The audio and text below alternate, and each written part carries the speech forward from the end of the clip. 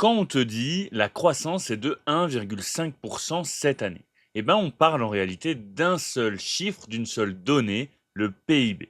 C'est l'indicateur le plus utilisé au monde pour savoir si une économie va bien ou non.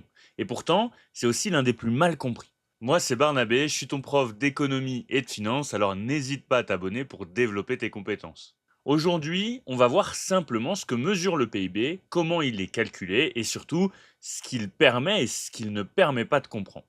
Le PIB, c'est quoi exactement? Le PIB, ça veut dire produit intérieur brut. C'est tout simplement la richesse créée dans un pays pendant une année. Attention à un point essentiel, le PIB ne mesure pas l'argent qui circule, il mesure ce qui est produit. Concrètement, on additionne toutes les valeurs ajoutées produites par les entreprises, les administrations et les associations. Un boulanger vend du pain, une usine fabrique des voitures, un hôpital soigne des patients, une entreprise développe des logiciels. Tout ça crée de la richesse et l'ensemble de cette richesse, c'est le PIB. Comment est-ce qu'on calcule le PIB? Il existe trois façons différentes de le calculer et normalement, elles donnent toutes le même résultat. Première méthode, par la production.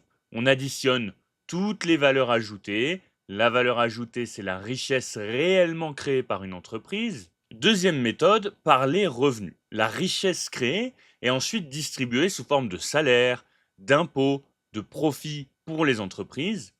Troisième méthode, par les dépenses. C'est souvent celle qu'on montre au lycée. Le PIB est égal à la consommation des ménages, les investissements, les dépenses publiques, les exportations, moins les importations. Dit autrement, le PIB, c'est ce que les habitants consomment, ce que les entreprises investissent, ce que l'État dépense et ce que le pays vend à l'étranger. Quand on dit que le PIB augmente, qu'est-ce que ça veut dire? Quand le PIB augmente, on dit qu'il y a une croissance économique. Ça signifie que le pays produit plus de richesses qu'avant.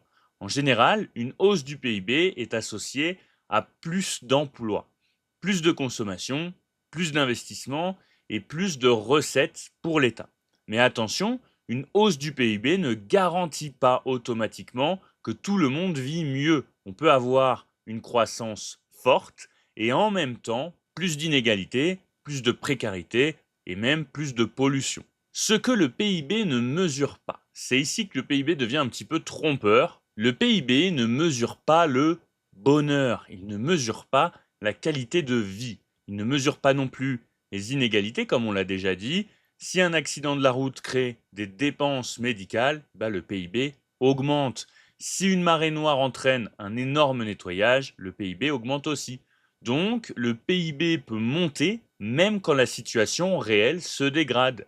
Autre limite, le travail domestique, le bénévolat et l'aide familiale.